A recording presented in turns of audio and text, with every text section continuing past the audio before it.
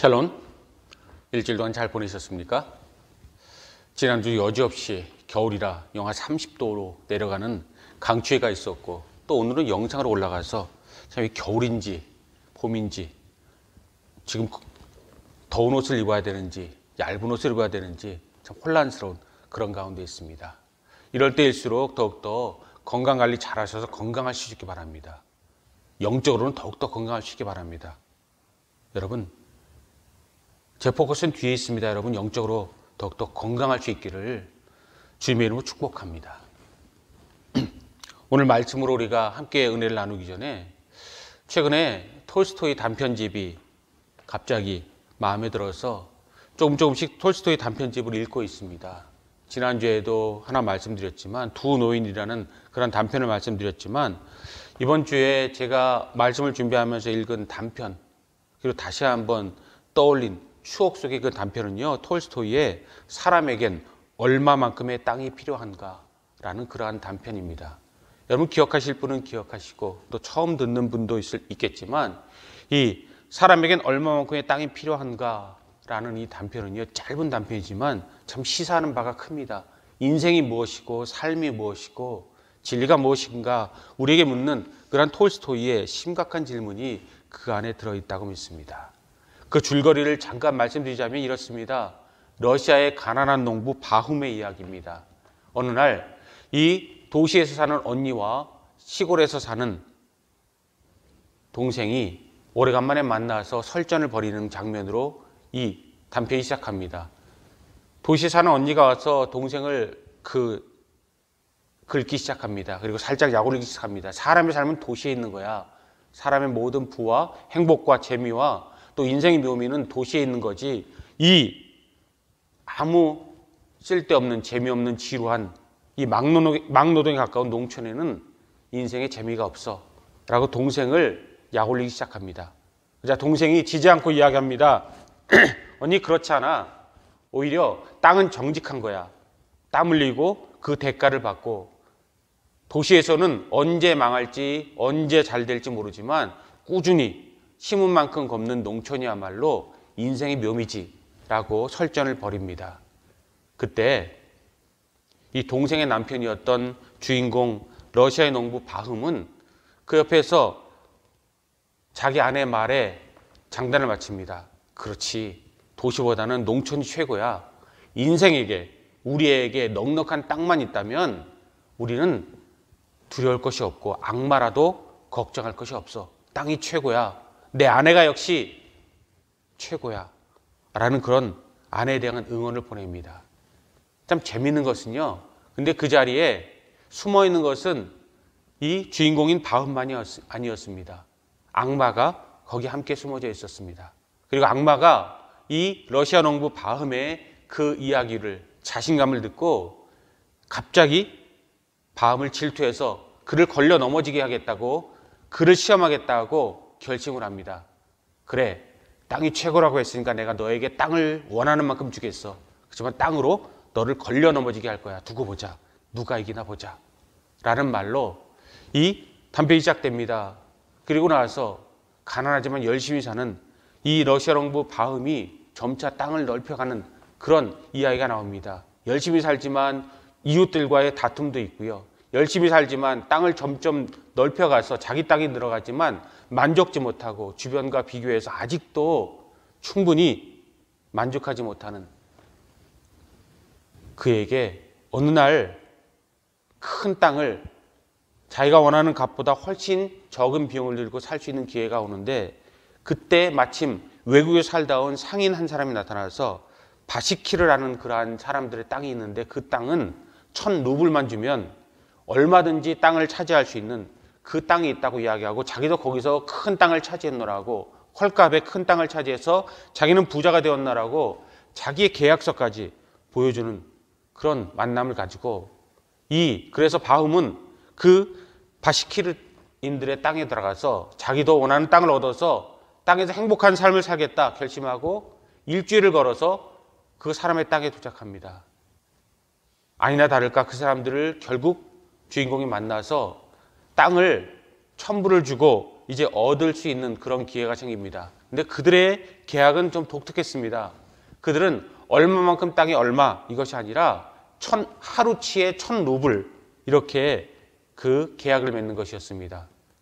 하루 동안 걸어서 해 뜨는 시간부터 해 지는 시간까지 돌아오는 그 땅을 가는 족족 표시를 해두고 해 떠서 해 지기 전까지 돌아오면 그 땅을 그 사람에게 주는 것이고, 욕심을 부려서 돌아오지 못하면 1,000루블도 잃어버리는 그런 독특한 그 계약 조건이었습니다. 그러자 아침에 일찍 일어나서 이 주인공이 열심히 걷기 시작합니다. 그런 땅이 너무 비옥해서 열심히 걸었지만 그 땅을 차지하고 싶은 마음에 땅을 더욱더 차지하고자 무리해서 앞으로, 처음에는 걷다가 무리해서 걸어나가는 오버페이스를 하기 시작합니다. 동쪽 끝으로 표시를 해놓고 서쪽으로 접어들고 남쪽으로, 서쪽으로, 북쪽으로 사각형을 그리면서 돌아올 그러한 지경을 그리면서 열심히 달려가서 큰 땅을 차지하고, 어떤 사람도 차지하지 못할 만큼 큰 땅을 차지하고 돌아오는데, 그 욕심이 과해서 해가 지기 시작합니다. 그 마음에 신발도 벗어버리고 외투도 벗어버리고 물통도 빵자루도 벗어버리고 맨몸으로 거의 뛰다시피 돌아오지만, 그 빈 몸이지만 신발도 신지 않은 그 몸이 너무나도 지쳐서 해질 때까지 돌아오지 못할 것 같은 절망감에 처하게 됩니다. 그리고 후회합니다. 조금만 욕심을 줄일 걸. 그래서 내가 그 땅이라도 조금만 더 차지했으면 나는 행복했을 거라고 이야기하고, 거의 맨 처음 출발한 그 촌장과 그 사람들이 있는 언덕 위로 다가오는데, 그 언덕 밑에 도달하니까 벌써 해가 져서 어둑어둑합니다. 근데 그에게 한 가지 마지막 희망이, 언덕 위는 그래도 높으니까 해가 남아있을 수 있다는 그러한 기대감을 가지고 언덕 위로 올라갔는데, 그의 기대처럼 해가 아직 남아있었고, 그 촌장이 내려놓은 털모자를 만짐으로써 그의 땅이 완성되어지고 그는 성공을 거두게 됩니다. 촌장과 사람들이 와, 환성을 지르고 큰 땅을 차지한 것을 축하하네 라고 이야기하지만, 그는 그 자리에서 너무 무리한 그런 관계로 피를 토하며 죽게 된다는 이야기입니다. 그리고 그 옆에서 하인이 그의 키를 재고 그의 키에 조금 넉넉하게 한 2m 정도 되는 그런 땅을 파서 그를 묻어준다라는 이야기로 단편이 끝납니다. 그리고 톨스토이는 인간에게 필요한 것은 2m, 사람이 묻힐 만한 그 땅 아닌가 라는 그러한 뉘앙스로 단편을 다른 어떤 설명도 붙이지 아니하고 끝내고 있는, 참 영감이 있다고 할까요? 또 그의 인생에 대한 그런 노하우가 있다라는 그런 단편을 그가 남긴 적이 있습니다. 그렇습니다, 여러분. 우리가 살아가다 보면 그렇게 큰, 우리의 야망처럼 큰 것이 필요하지 않다. 우리 욕심이 우리를 오히려 해하고 우리 인생을 갉아먹는다라는 것을 느낄 때가 있는데, 그럼에도 불구하고 우리는 그것을 떨쳐버리지 못하는 것이 인생이고 우리 인간의 역사인 것 같습니다. 그리고 바로 그것을 하나님께서 그래서 너희는 어떻게 살래?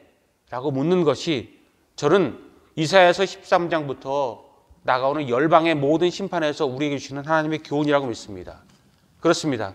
이사야는 이스라엘과 더불어서 연관된 아수르의 심판을 집중적으로 7장부터 12장까지 이야기하고, 이스라엘과 연관된 한도 내에서 아수르의 멸망을 심판하고 있는 그 모습을 12장까지 보이고 있습니다.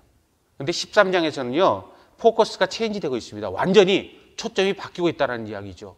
그 전까지 전혀 언급하지 않았던 바벨론의 멸망에 대한 언급이 13장, 14장에서 나오고, 그 외에 여러 나라들의 흥망성쇠가, 심판이 꾸준히 28장까지 나오고 있다라는 사실입니다. 그리고 그 모든 것에서 하나님의 뜻이 이스라엘에서 열방까지 넓어져서 온 열방의 주인 되시고 주권자 되시는 하나님과 그 가운데 있는 우리를 돌아보게 하시는 하나님의 뜻이 이사야의 입을 통해서 우리에게 선포되어지고 있다고 믿습니다. 그 가운데서 우리가 기억해야 될 것이 무엇일까요? 저는 그 가운데서 오늘 13장 6절부터 16절 말씀을 오늘 주제로 삼았는데, 6절 말씀은 이런 말씀이 있습니다. 너희는 애곡할지어다. 너희는 울지어다. 슬퍼할지어다, 눈물 흘릴지어다, 이 말씀이 하나님의 모든 말씀과 우리 인생에 분명한 답이 있다라고 믿습니다. 왜일까요? 너는 왜 울어야 할까요? 울기를 좋아하는 사람은 없습니다. 웃고 즐겁고 흥겹고 잔치하는 인생을 모두가 다 이른바 대박나는 인생을 꿈꿉니다. 그런데 성경은 오히려 너희는 애곡할지어다, 울어라. 너희 자신을 철저히 부정하고 너희 삶에 새로운 전기를 마련해라.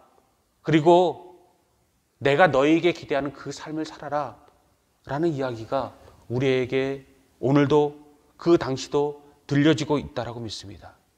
그 이유는 그 당시의 시대가 애곡의 시대였기 때문입니다. 울어야 될 만한 시대, 정의가 바로 서지 못하고 서로 다투고 서로 욕심부리고 열방들이 모든 것을 차지하는 시대 가운데 인간의 철저한 무능력이 하나님 앞에서 철저히 하나님과 대적하는 그러한 모든 무능력이 철저하게 드러나고 이스라엘의 무능력이 드러나는 시대, 무엇인가 힘을 쓰려고 해도 힘을 쓸 수 없는, 마치 힘을 잃은 삼손처럼 이스라엘의 최악의 순간이 그들에게 도래했으므로 애곡의 시대이므로 그들은 울어야 할 것이라고 성경이 이야기하고 있다는 것입니다. 또한 더 무서운 것은 이 모든 것 가운데 하나님께서 직접 개입하시는 하나님의 심판의 시대가 되어져서 하나님 분노의 광풍이 모든 것에 불어서 그 모든 것을 직접 하나님께 개입하셔서 모든 것에 새로운 역사를 이루겠다라는 그 모든 모습을, 하나님의 결심을 성경이 보이고 있으므로 우리는 하나님 앞에 우는 것 외에 다른 길이 없다는 것입니다. 그것이 바로 여호와의 날, 하나님의 멸망의 심판, 6절에서 한 절이지만 분명하게 우리에게 이야기하고 6절부터 16절까지 말씀 보면 하나님은 추호도 협상의 여지가 없습니다. 이러이러하면 내가 너희를 용서해주고 이러이러하면 내가 그 분노의 강도를 낮춰주고 너희들과 이러이러하면 내가 참을게, 내가 편선을 거둘게라고 이야기하지 않냐고. 바늘을 찔러도 들어가지 못할 만큼 하나님의 분노의 강풍이 몰아쳐서 그저 허리케인이나 태풍 앞에선 인간의 모습처럼 하나님의 그 철저한 분노의 강풍 앞에 서 있는 인간의 초라한 모습을 그대로 보이고 있을 뿐입니다. 그러므로 하나님은 이사야를 통해서 우리에게 묻고 그전에도 물었고 지금 우리에게도 묻고 있는 줄 믿습니다. 어떻게 살래? 어떤 것이 너희들의 기준이 되어지고 이 모든 것이 너희들에게 직접적으로 다가올 때 너희의 선택이 무엇이 될래? 라고 묻는 하나님의 음성이 지금 우리 모두의 기전을 때리고 있는 줄 믿습니다. 여러분 어떻습니까? 어떻게 살래?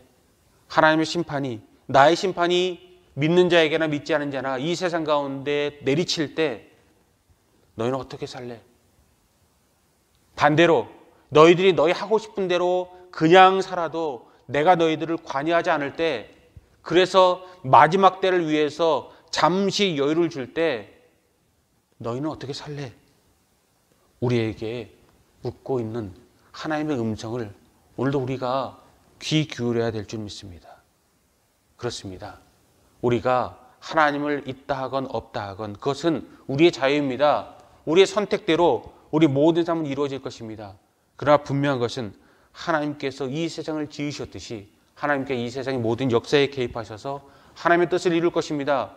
그리고 그 분명한 증거가 모든 열국의 흥망성쇠입니다. 이스라엘 옆에 있었던 애굽이라는 장대한 나라가 이제 힘이 쇠하였을 때 북쪽에서 제국들이 일어납니다. 아수르 제국이 일어납니다.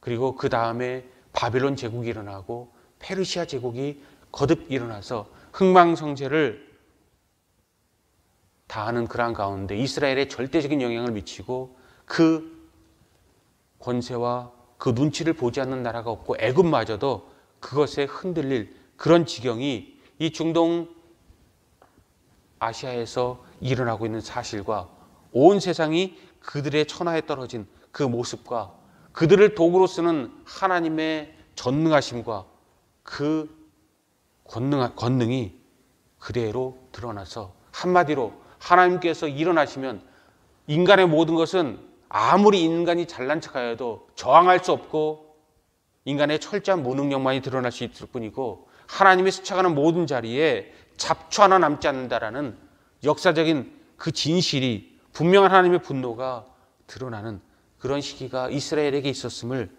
이사야가 우리에게 보여주고 그 가운데 우리가 보아야 할 것을 이사야가 정확하게 지적하고 너희는 보느냐?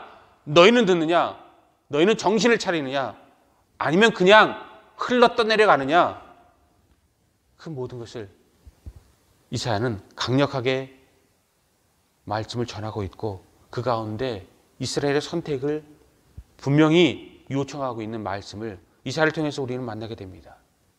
그러면 여러분, 우리는 분명히 역사를 보는 눈이 있어야 할 것입니다.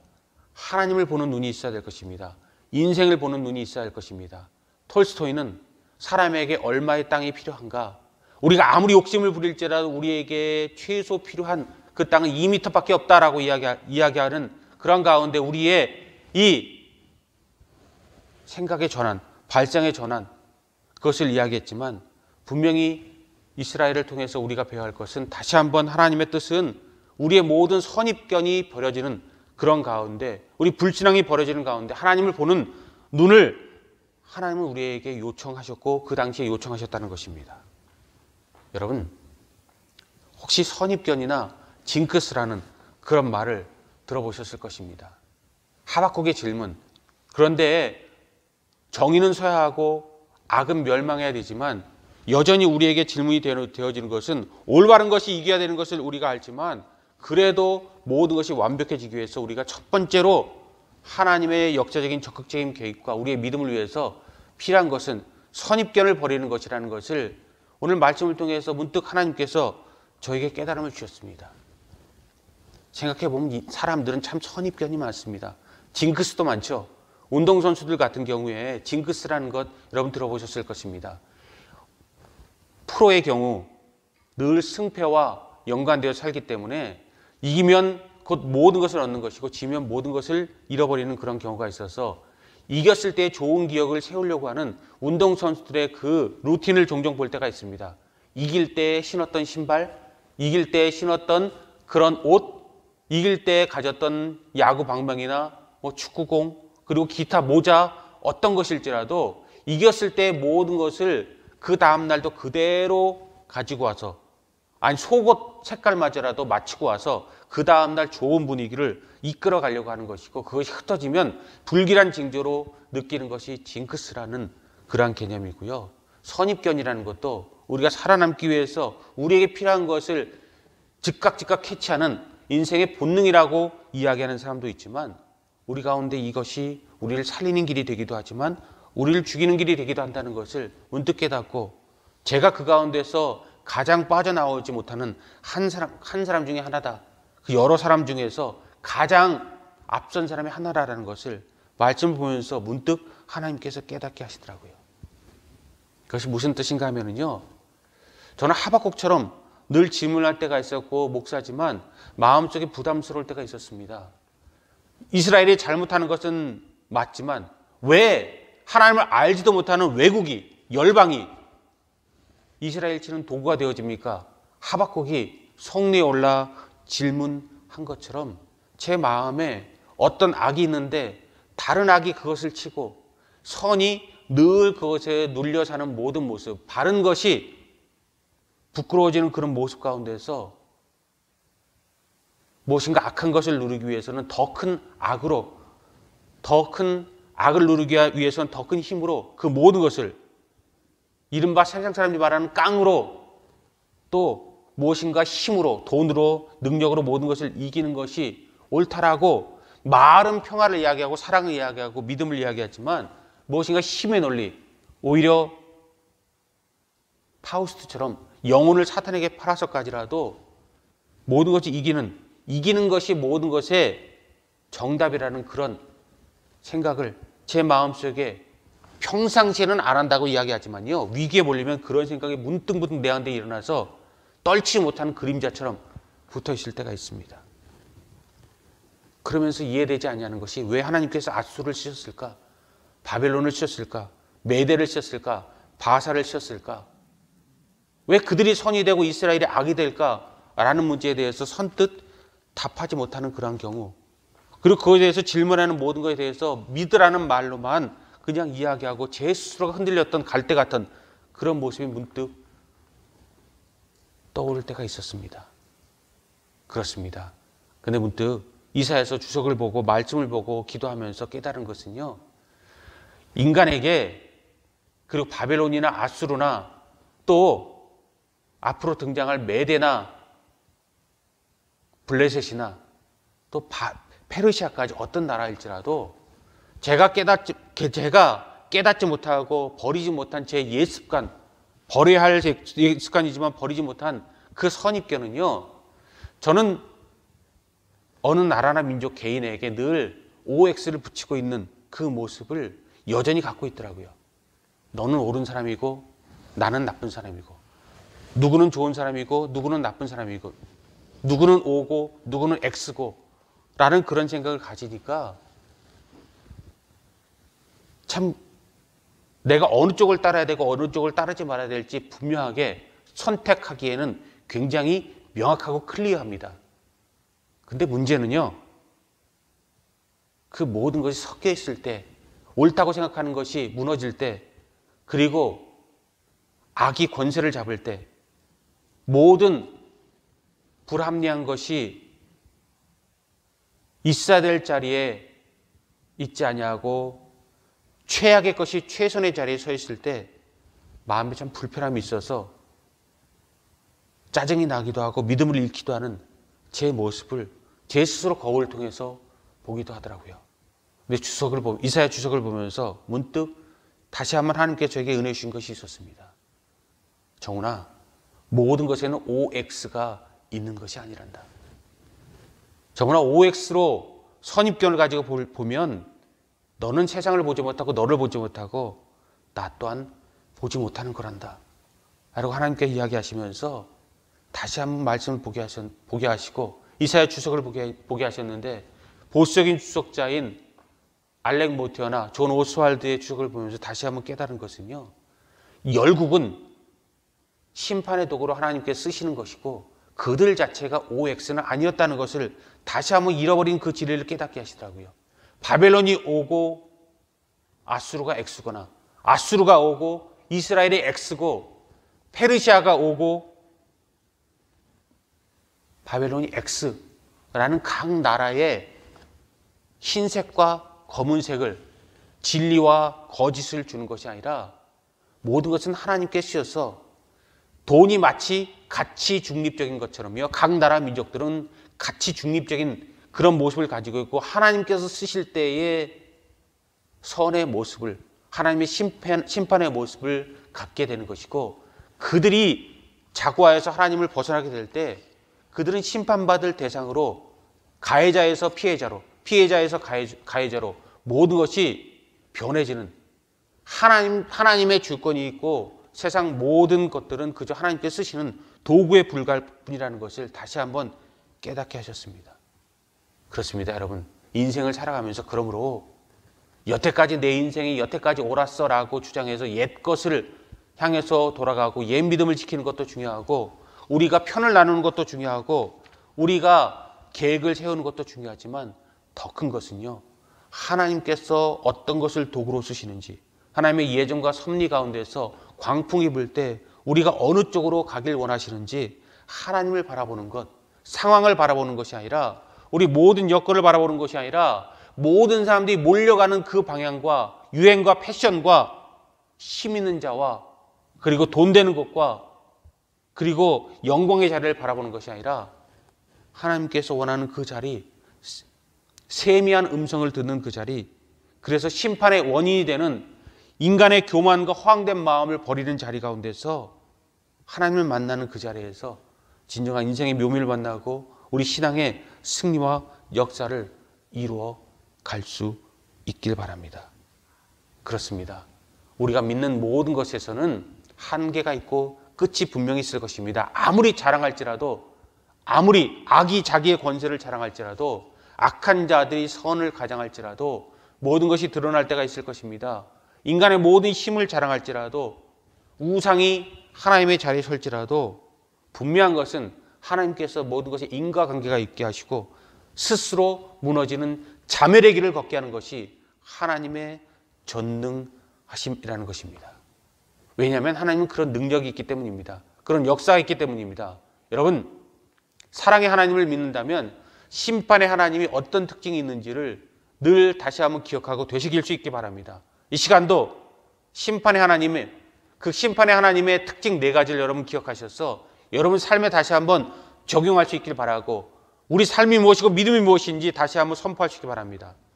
제임스 패커는 하나님을 아는 지식에서 이 심판자 하나님에 대해서 글을 쓰면서 심판자 하나님의 특징을 4가지로 묘사한 적이 있습니다. 첫 번째가 하나님은 권세가 있는 분이시다. 심판자 하나님은 권세가 있는 분이시다. 모든 것을 할 수 있는 오소리티가 있어서 하나님께서 왜 이것을 하냐고 물을 자가 없는 하나님은 최고 권위자이고 그렇기 때문에 하나님이 심판자가 되어도 전혀 이상하지 않다는 것입니다.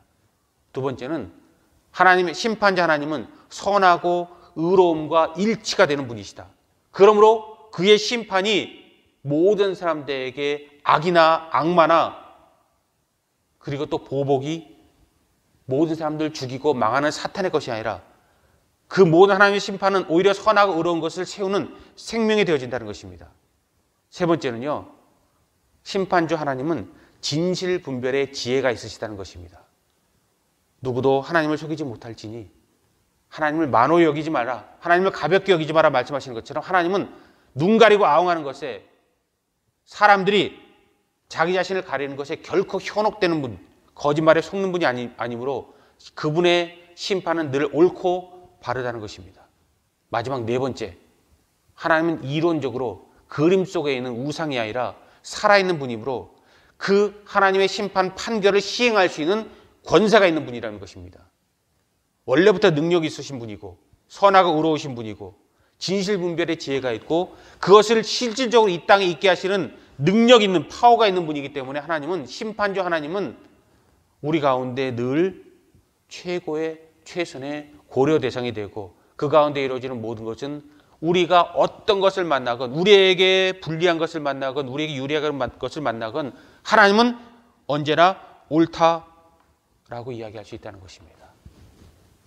그러므로 바벨론의 멸망을 이야기하는 것은 바벨론도 이스라엘도 그 누구도 그에 대해서 하나님께서 자기 멋대로 변덕을 부렸다라고 이야기할 수 없다는 것이 성경의 고백이고 성경의 선포고 우리의 믿음입니다.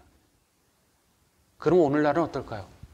지금 우리의 시대는 어떤 시대입니까? 한마디로 우리 시대는 경쟁의 시대라고 이야기할 수 있지 않습니까?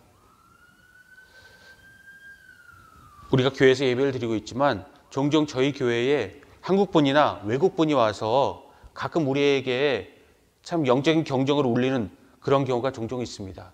믿음 좋으신 분들이 다른 주에 오셔서 믿음으로 우리를 오히려 저희가 그분들 위로하고 힘을 주기도 하지만 그분들이 저희와 저희 교인들에게 힘을 줄 때가 있습니다. 그리고 하나님의 뜻을 우리가 묵상하고 감사할 때가 있습니다. 오늘 참 아이러니한 것은요, 우리 예배 드리기 바로 직전에 외국분 한 분이 오셔서 처음에는 노숙자분이신가 잠깐 봤는데 그런 분이 아니시고 전혀 형색은 화려하지 않았지만 그분이 오셔서 이야기하고 가신 것이 예배를 드리는 곳에 함께 탐방하고 예배처를 찾는 듯한 그 모습을 보이면서 한마디 하고 가셨는데 말씀 있는 곳에 경쟁이 없다라는 그런 이야기를 제 아들에게 하고 갔다라는 그런 이야기를 들었습니다. 저는 사무실에 있으면서 마지막 설교 준비를 하고 있는데 그분이 제 아들과 이야기를 나누면서 영어로 이야기를 나누면서 한마디로 마지막 이야기하고 나간 것이 말씀이 있는 곳에 컴피티션, 경쟁이 없다라는 그런 이야기를 하고 가셨다는 것에 하나님께서 우리에게 주신 그리고 이 설교를 들은 모든 분에게 주신 하나님의 말씀이라고 저는 믿습니다. 왜일까요? 경쟁의 시대를 사는 우리 모두는 미혹의 시대를 살고 있기 때문입니다. 그리고 여전히 우리는 교만의 시대를 살고 있기 때문입니다.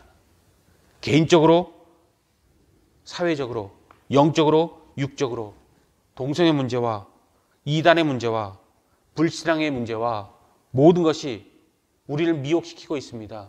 교회 내에서나 교회 밖에서나 모든 것이 미혹되고 모든 것이 재미를 위한 것이고 모든 것이 성과를 위한 것이고 목적을 위한 것이고 그 과정은 중요하지 않습니다. 결과만 낸다면 모든 것이 정당화되는 그런 시대에 살고 사탄이 우리를 미혹하고 사탄이 하나님으로 둔갑하는 것을 우리가 오히려 막는 것이 아니라 우리가 문을 열어주는 그런 시대에 그리고 우리 스스로가 문을 열어주고 그들과 함께하는 것이 우리의 잘못인데 마치 스스로 무너지는 자멸을 열방에 하는 것처럼 우리 스스로 자멸을 우리가 이끄는데 그러면서도 왜 우리가 이렇게 되지라고 스스로 무너뜨리고 스스로 질문하고 아이러니를 느끼는 그런 시대에 우리가 살고 있고 그런 시대에 우리가 날마다 희미해져 가고 있는 그런 시대에 놓여 있어서 미혹되면서도 경쟁에 이기겠다고 하나님을 잃어버리면서도 우리가 승리하겠다고 이야기하는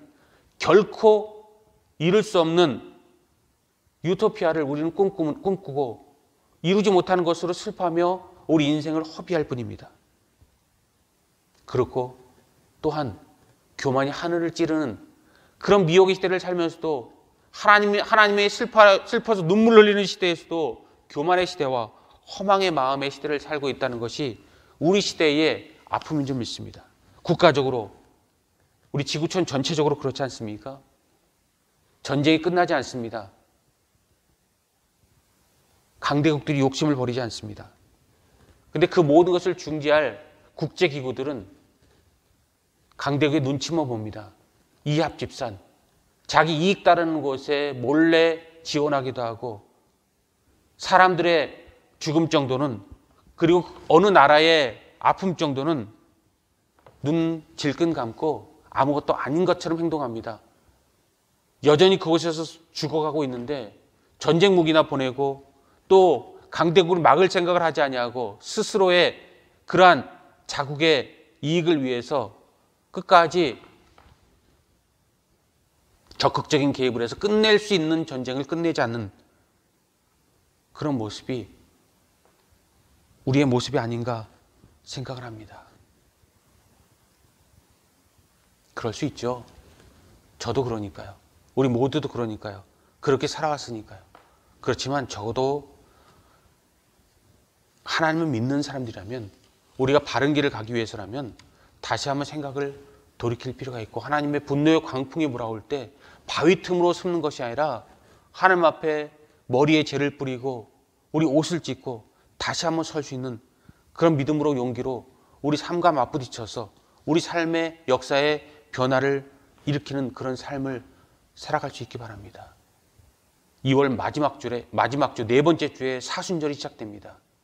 그때 우리 모든 아픔과 슬픔을 시작하지만 우린 이미 미리 시작하는 그런 모습을 볼 수 있기 바랍니다. 그리고 하나님을 직시하고 재검토하고 제임스 패커의 모든 말처럼 또 톨스토이의 인간에 대해서 이야기하는 모든 것처럼 우리는 모든 것에서 온 세상과 인간의 그리고 사회의 어둠을 몰아내고 날마다 믿음 생활에 힘쓰는 사람들 되시기 바랍니다. 두 가지 말씀만 드리고 말씀 마무리 짓겠습니다.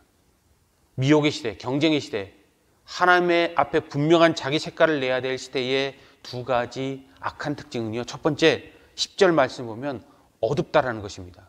10절에서는 별들과 달과 해가 제 빛을 내지 못하는 그런 천체의 우주의 어둠을 이야기하는 것이 여호와 날, 하나님의 심판의 날, 그리고 악이 광명한 시대의 특징이라고 볼 수가 있습니다.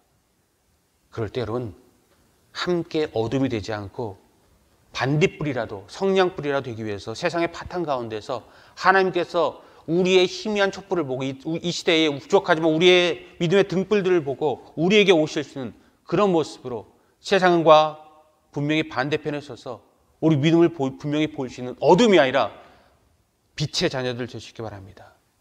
그리고 9절 말씀 보면 죄인들의 이야기가 나옵니다. 죄인들이 누구인가? 여러분 그런데 성경에서 말하는 이 죄인들, 이 9절에서 말하는 보라 여호와의 날 잔혹과 분냄과 맹렬히 노하는 날이 이르러 땅이 황폐하게 되며 그 중에 죄인들을 멸하리니 라는 이 죄인들이라는 것은 언뜻 보기에 악을 행하는 사람들 같지만 이 원문에 보면 이 죄인들은요, 관역을 놓친 궁수, 관역을 놓는 활 쏘는 사람들을 이야기하는 그런 개념입니다. 이것이 무슨 뜻인가 하면요, 하나님께서 우리에게 계획하신 목표를 잃어버린 그 사람들, 하나님께 우리를 이 세상에 보내고 각자에게 우리 인생의 비전과 목적을 주셨는데 그 목적을 잃어버린 사람들을 성경은 죄인이라고 이야기한다는 것입니다. 그러면 우리가 하나님을 잃어버릴 때 하나님께 우리의 뜻, 너는 이렇게 살아라라고 우리에게 비전과 우리 각자의 목표를 주시고 이 세상에 우리를 기쁨 가운데 은혜 가운데 보내주셨을 때 그 목표를 잃어버린 사람들, 하나님이 원하는 길과 반대길을 가는 사람들이 죄인이고, 그런 사람들이 많이 뭉치는 자리마다 세상은 어두워진다는 것입니다. 결론을 말씀드리겠습니다. 그러므로 교만이, 허황된 마음이 우리와 세상을 채우지 않도록 기도하는, 그리고 하나님의 적극적인 그 개입을 불러오는 세상이 되지 않도록 마지막까지 하나님 앞에서 제대로 선 우리 모습 될 수 있기 바랍니다. 스스로 무너지는 자멸의 길을 가는 것이 아니라 하나님의 분노의 광풍을 불러일으키는 그런 악의 불쏘시개가 되는 것이 아니라 아브라함이 소돔과 고모라를 멸망시키려는 하나님을 최선을 향해서 막도록 노력했던 모습처럼 우리 또한 소돔과 고모라에 우리가 한 발을 딛고 살지라도 아브라함처럼 하나님의 뜻을 알고 세상을 사랑하고 세상을 구원할 만한 그런 뜻을 보이다가 우리의 모든 노력이 성공하고 실패하건 하나님 앞에 인정받는 그런 사람들 될 수 있기 바랍니다. 아수르는 BC 609년에 망합니다. 바벨론은 BC 539년에 결국 망합니다. 하나님의 뜻대로 그대로 이루어지고 그 다음에 바사, 페르시아 제국이 일어나도 메대 제국이 일어나도 그 모든 제국도 분명히 역사의 어느 시점인간 망합니다. 그리고 그 모든 것이 다시 일어났다는 역사의 기록이 없고 오직 하나님께서 궁일이 여기신 이스라엘은 2000년 포로 생활을, 그리고 또 나라를 잃은 서름이 바벨론 포로 70년과 2000년 방랑 생활에도 하나님께 은혜가 베푸는 것은 하나님의 나라 가운데 다시 서는 놀라운 역사가 있다는 것입니다. 그러므로 하나님께서 하심으로 인생을 자랑하지 아니하고 하나님 뜻에 우리의 모든 뜻을 맡겨서 하나님 뜻 가운데 살아나는 사람들 될 수 있기 바랍니다. 스스로의 길 가운데 스스로를 뽐내다가 역사에 흔적도 남지 않았던 그런 모습이 아니라 하나님의 뜻 가운데 죽은 자 같지만, 죽은 불꽃 같지만 살아나는 여러분 될 수 있기 바랍니다. 세계 7대 불가사의 가운데 캄보디아에서 앙코르와트 그 유적지를 선교 갔다가 구경한 적이 있습니다. 옛 시대에 그 정글에 100만 명이라는 인구가 세웠다는 그 어마어마한 금의 도시, 문명의 도시를 보고 입이 쩍 벌어지고 지금도 이렇게 될 수 있을까? 그것을 보고 놀란 적이 있습니다. 근데 참 놀라운 것은요, 어느 한날 그 100만 명이나 되는 사람이 연기처럼 흔적도 없이 사라졌다는 것입니다. 고대 문명 가운데 잉카 문명이나 모든 문명도 흔적 없이 사라진 그런 사람들이 있고 그 민족은 다시는 드러나지 아니하였다는 그런 역사적인 사실과 스토리를 듣고 그 문득 그들의 그 이후의 삶이 궁금해졌을 때가 있지만 중요한 것은 여러분 우리 자신이 인생에 어느 한때 흥황했다가 없어지는 사람들이 아니라 늘 주님께서 함께 하셔서 죽은 자 같지만 살아나고 없는 자 같지만 부유한 자가 되어지고 슬픈 자 같지만 행복한 자가 되어지고 너희는 애국할지어다 라는 그런 우리에게 하나님의 선포와 분노가 있지만 어린아이의 울음으로 세상을 시작하는 것처럼 우리 울음이 슬픔의 눈물일지라도 부끄러움의 눈물일지라도 결국은 기쁨의 눈물이 돼서 하나님 앞에 영광 돌릴 수 있기를, 그것이 우리 믿음 될 수 있기를, 하나님 역사 될 수 있기를, 우리를 선택하신 하나님의 예정과 섭리 될 수 있기를 주님의 이름으로 축복합니다. 그 은혜를 또한 이룰 수 있기를 중보기도 합니다.